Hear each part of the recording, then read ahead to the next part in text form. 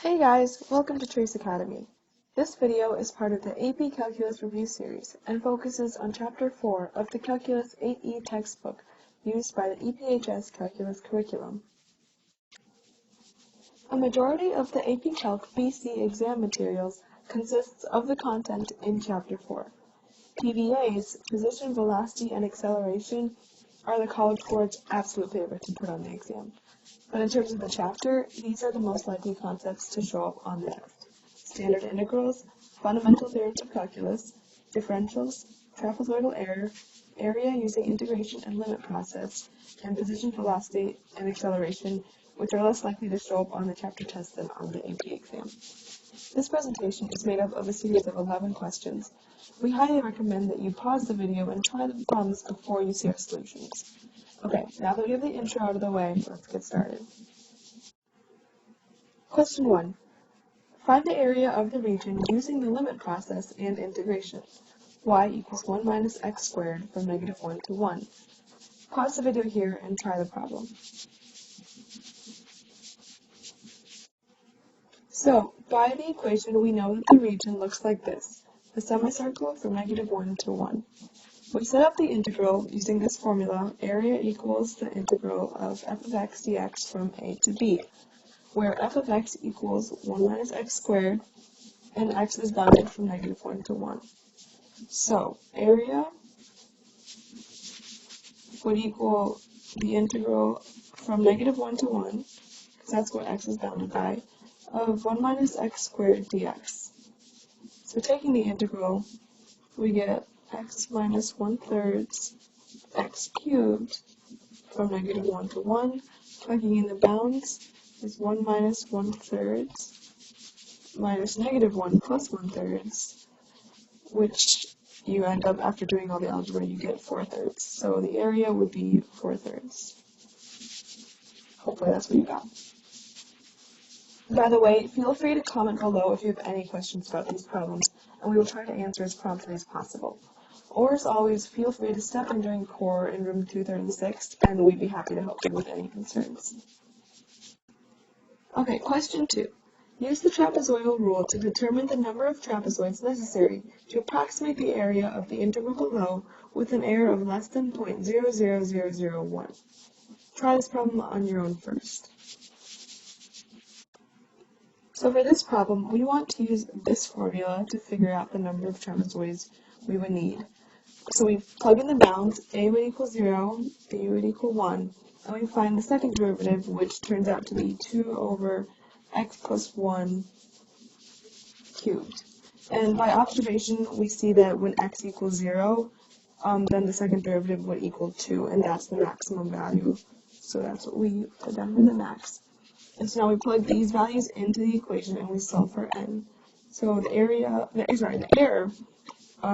we want is 0.00001, and less than or equal to 1 minus 0 cubed over 12n squared, because we're solving for n. N is the number of trapezoids that would be used to approximate. So times 2, the maximum value, and then just doing algebra from here.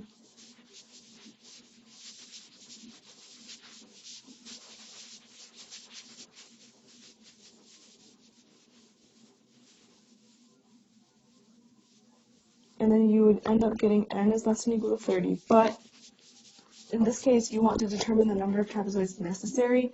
So you would actually want to have n greater than 30, because the more trapezoids you use, the more accurate it would be, so the less error you would have. And so since you want an error of less than 0.00001, then you'd have to have greater than 30 trapezoids. Okay, question 3.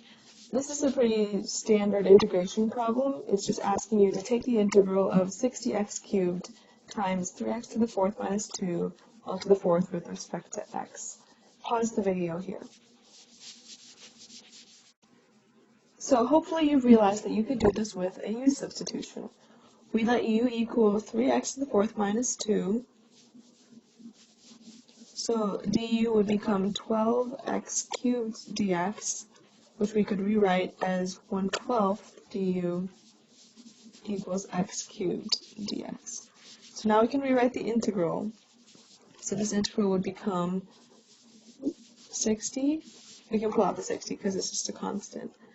And so we want to write it in terms of the u sub. So pulling out the 60 lets us write it like this. And now we can plug in the u for this and the du for the x cubed. So it becomes 60 integral of u to the 4th and 1/12 du. And then pulling out the 1/12. Now we integrate the u to the 4th. So we would get 5 and 1/5 u to the 5th plus c. Remember plus c whenever the integral has no bounds. So whenever it's an indefinite integral, just always remember plus c. And now we substitute u equals 3x to the 4th minus 2 back in.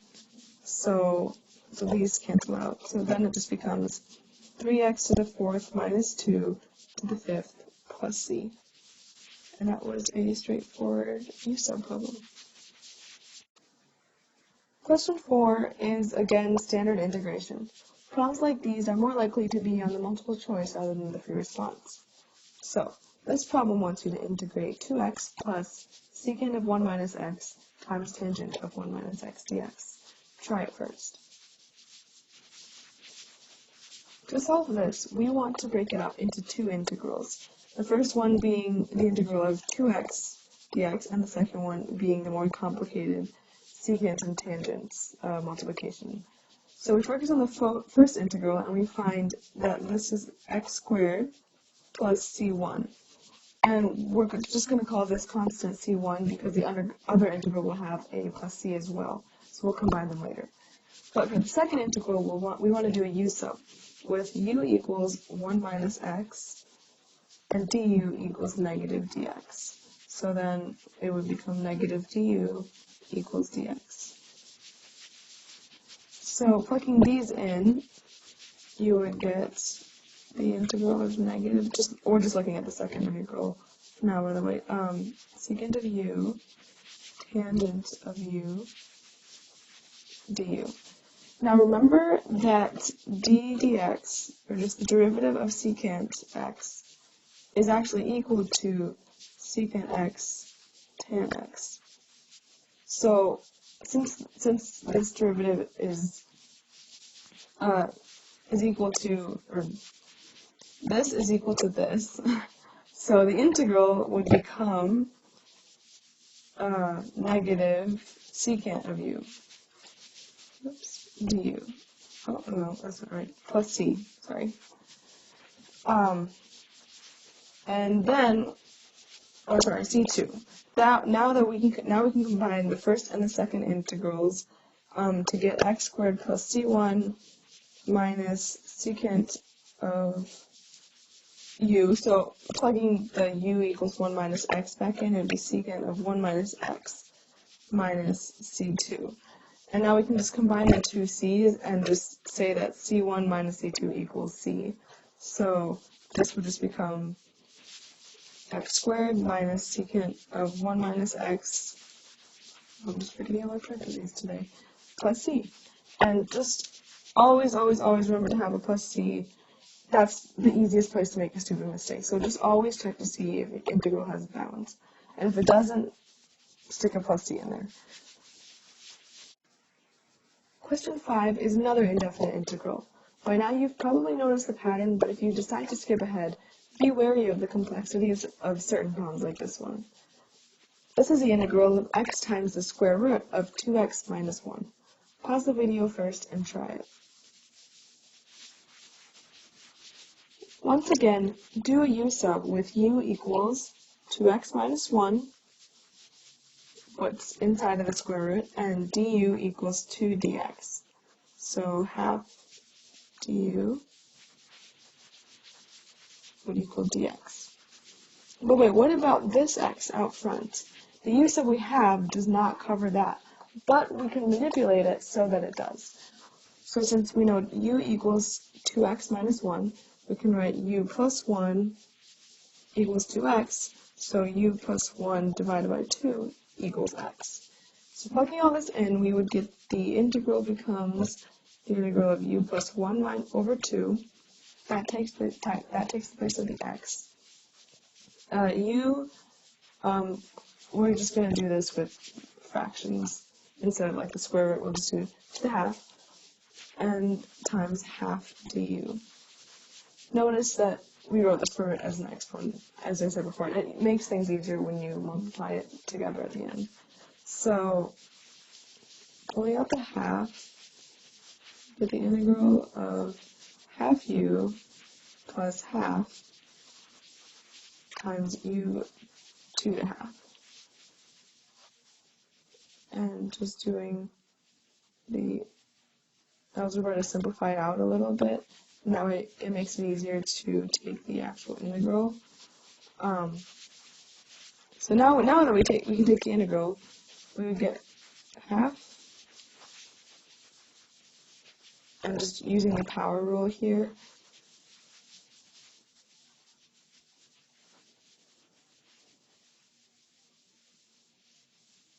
and then we would plug in u equals 2x minus 1, so we would get, and then we're just going to multiply these factors together, so 1/5 of 2x minus 1, 5/2 plus 1/3, 2x minus 1, 3/2, and then we would end up with, once we multiply the half all the way through, 1/10 2x minus 1 to the 5/2 plus 1/6 2x minus 1 to the 3/2 plus c, because it's an indefinite integral.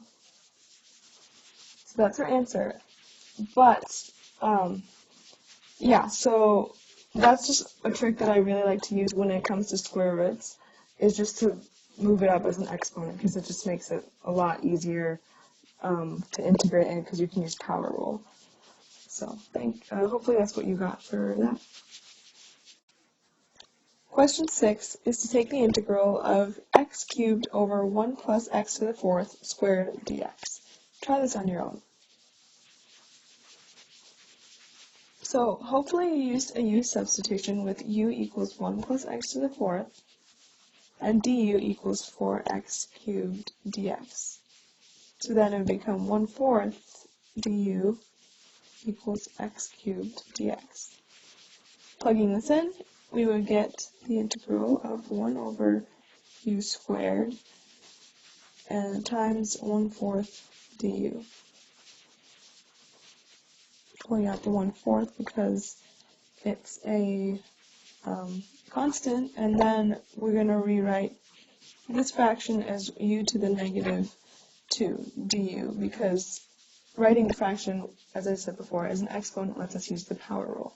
So we get 1/4 negative u to the negative 1 plus c, which after you plug in u equals 1 plus x to the 4th, you would get negative 1 over 4, 1 plus x to the 4th plus c.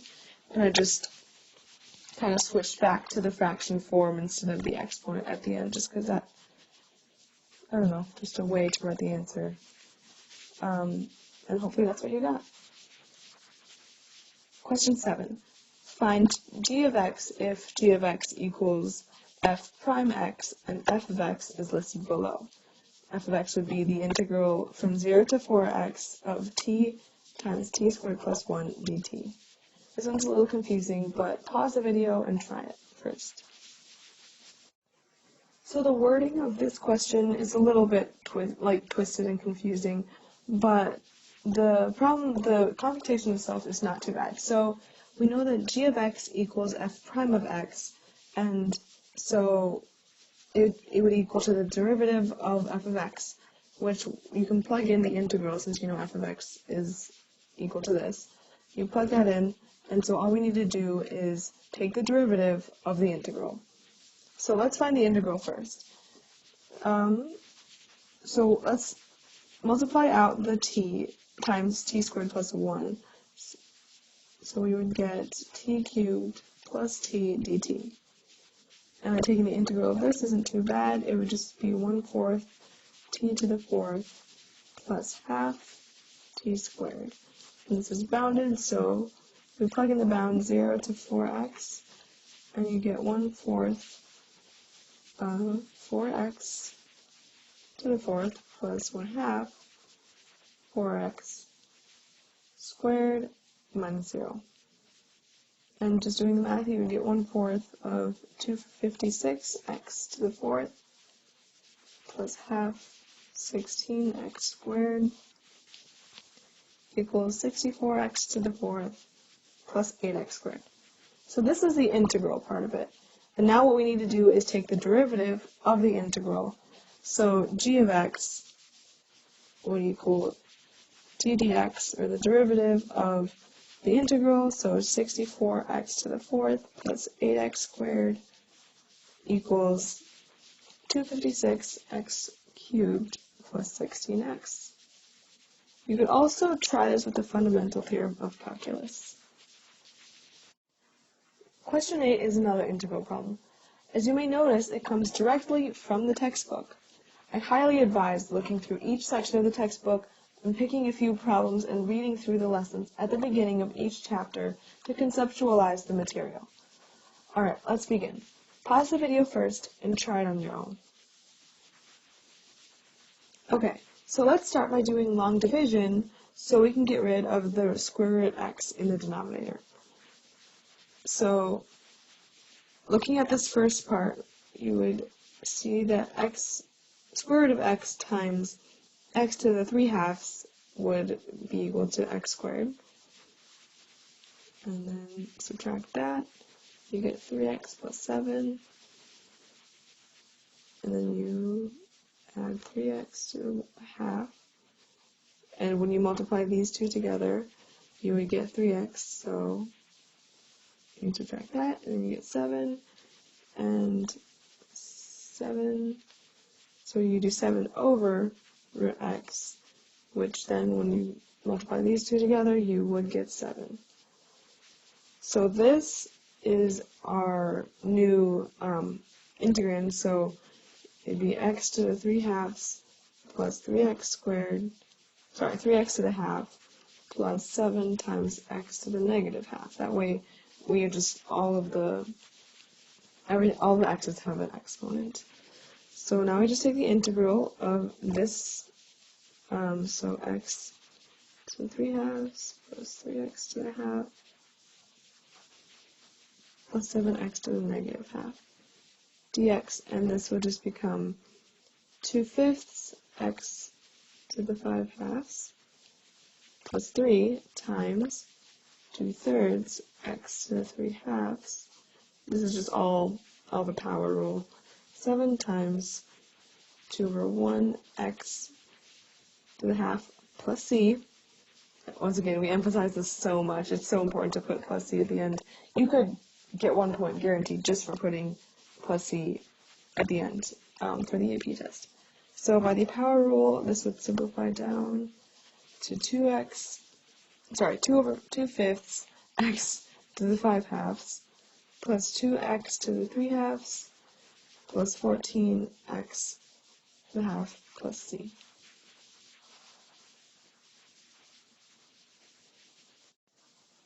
Okay, question 9 asks you to, using n equals 4, use Simpson's rule to approximate the integral of sin x dx from 0 to pi. This one's a little different from our previous problems, but try it first. Okay, so for Simpson's rule, we would have a equals 0, b equals pi, these are the bounds, and n equals 4 as given from the problem. So delta x would equal b minus a, so pi minus 0, so just pi over n, which is 4.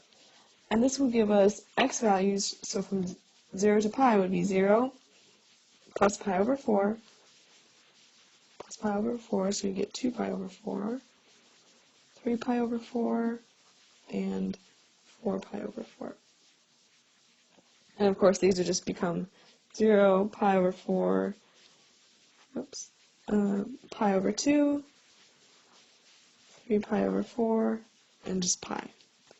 So now we can write our area as 1/3 So this is just from Simpson's rule, times pi fourths of sine 0 plus 4 sine pi over 4 plus 2 sine pi over 2. We're just plugging in our x values from down there, plus 4 times sine 3 pi over 4.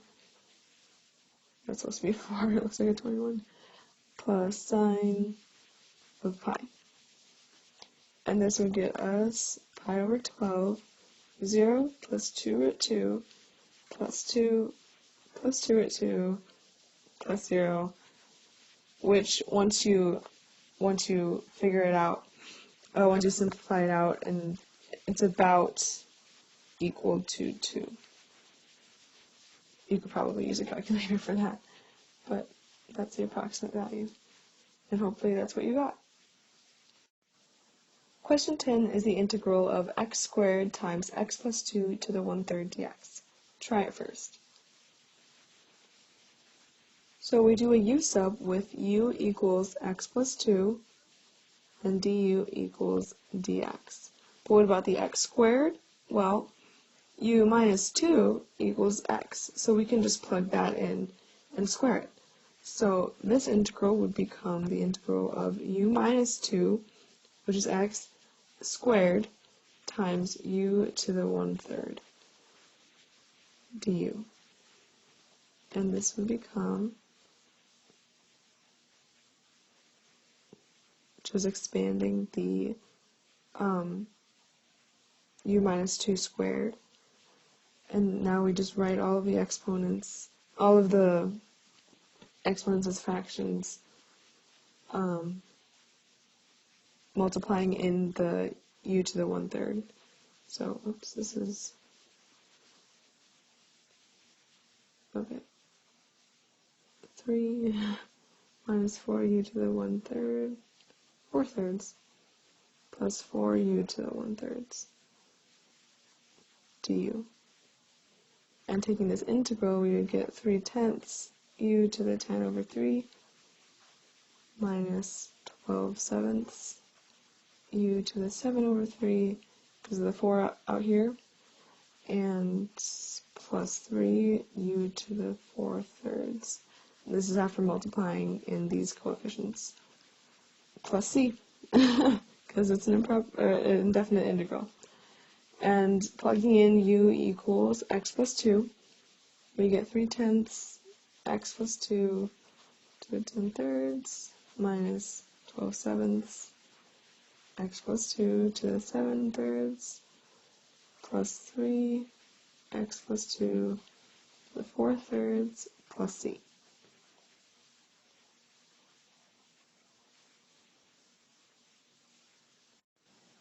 Last question. Find the differential of 4 cosine cubed of secant of 4x. Pause the video and see if you can do this. So we take the derivative, assuming it's a y term. So dy dx would equal 12 cosine squared of secant 4x. And we're just doing each term within the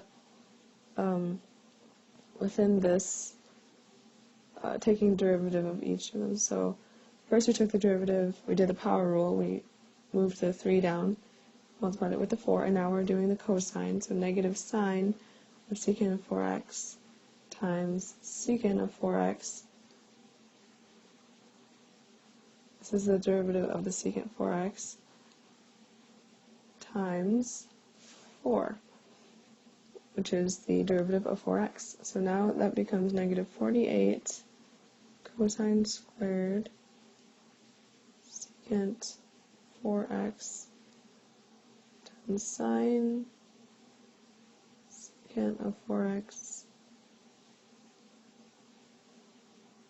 secant of 4x times tangent of 4x.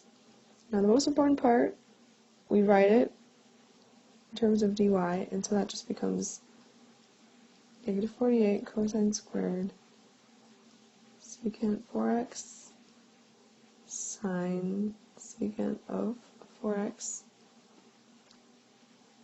secant 4x, tangent 4x is just the same as above, written in equals to dy.